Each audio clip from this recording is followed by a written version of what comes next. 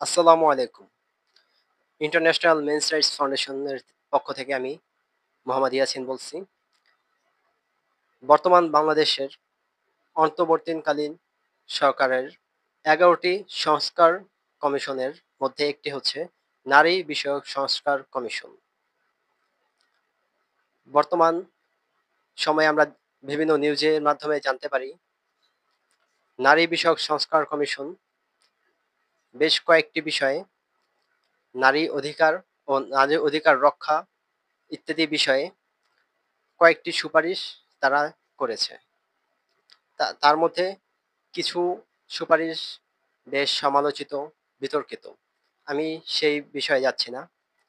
তারা যেমন রাজনৈতিক ক্ষেত্রে বাংলাদেশে ৩০০ আসনের পরিবর্তে ৬০০ আসন দাবি করেছে এবং তার মধ্যে ৩০০ আসন আ নারীদের জন্য বরাদ্দ রাখার সুপারিশ করেছে।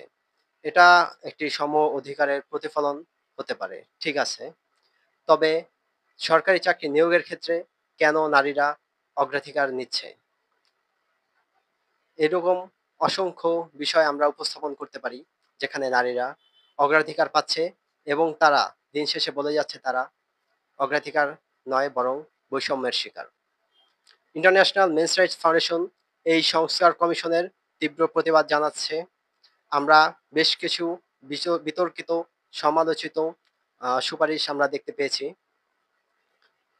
আমি ইন্টারন্যাশনাল মেন্স রাইটস ফাউন্ডেশনের কেন্দ্রীয় মহাসচিব হিসেবে আমি দায়িত্বশীল জায়গা থেকে বর্তমান বাংলাদেশ সরকারকে অনুরোধ জানাবো, এই সংস্কার কমিশনের যে দাবি গুলো আছে এগুলো বাংলাদেশের পারিবারিক, সামাজিক এবং ধর্মীয় অনুভূতির সাথে কতটা খাপ খাইয়ে নিতে পারবে সেই বিষয়গুলো বিবেচনা করে যেন একটি রাষ্ট্রীয় সিদ্ধান্ত নেওয়া হয়।